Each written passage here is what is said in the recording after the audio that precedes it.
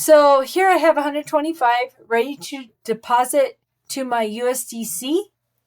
And I'm going to go ahead and pretend like this is brand new setting up a wallet. Although my wallet already has gas fees, I am allowing that extra $5 for each of the gas fees. We will convert to the Ethereum gas fee coin and the BNB on the Binance side gas fee coin inside MetaMask. Although, as I showed you earlier, you can select those coins in Coinbase and do $5 on each and then send it to your wallet. You can do it that way. There's two ways you can do it to fund a brand new no KYC wallet. But I do have questions that come up. Sometimes people ask me this. They're like, well, do I have to fund the gas fee coins inside Coinbase in order to send into different projects? And the answer is no, because unlike our self-custody wallets where we have to have those coins funded, in Coinbase, they take care of that for you. They'll take those gas fees right out of your deposit if you're sending into a project directly from Coinbase. Like, let's say the project takes Tether on the Ethereum network.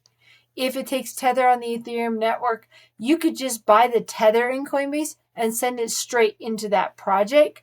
You just have to allow some, extra funds for fees. If the minimum deposit is 100, maybe do 105 on a low level. The fees won't be more than $5 in Coinbase, and they'll take those gas fees right out of your deposit. But when you're actually sending in funds into your MetaMask wallet and then going from MetaMask, and let's say you have to fund a coin, a Tether USDT Tether coin in your MetaMask to go into a project that takes the Binance network, and you need the Tether USDT on Binance, that is when you have to have all these fees funded inside your MetaMask. And also, if you're bringing in over $1,000, the fees for conversions into Binance are cheaper inside MetaMask than they are trying to convert anything to Tether in Coinbase. Once you get to that $1,000 mark, it's cheaper to just send those funds in. So I wanted to make it clear that no, you do not have to fund the gas fees inside your Coinbase when you're sending to a project. You could just buy the Tether in Coinbase and just go straight into those projects.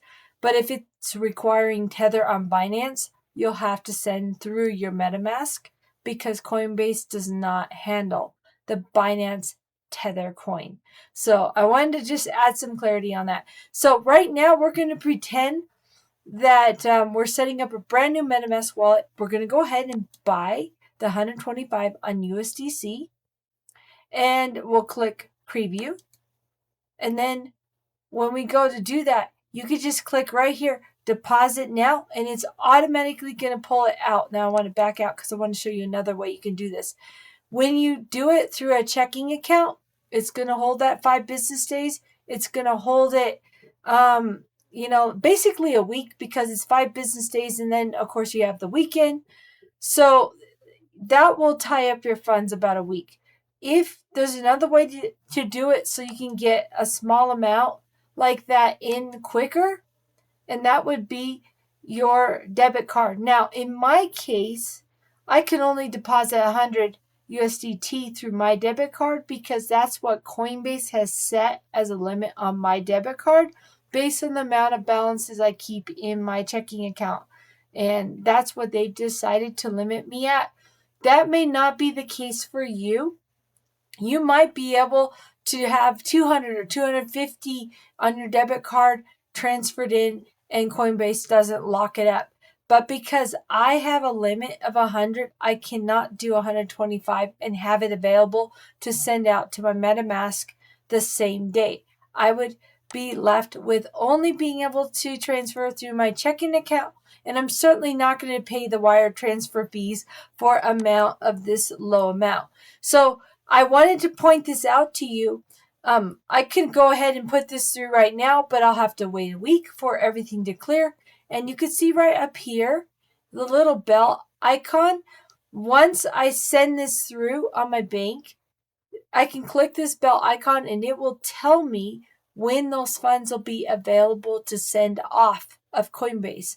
And that is the date if you have the same limit that I have on the debit card and cannot get those funds in quickly, then you're going to have to go the bank route, because I don't think you want to wire transfer a low, for if you're just starting out in crypto.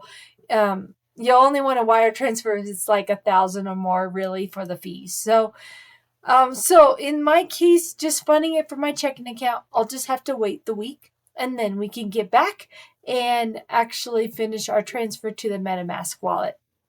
And you'll just click right here and click preview and follow all the steps.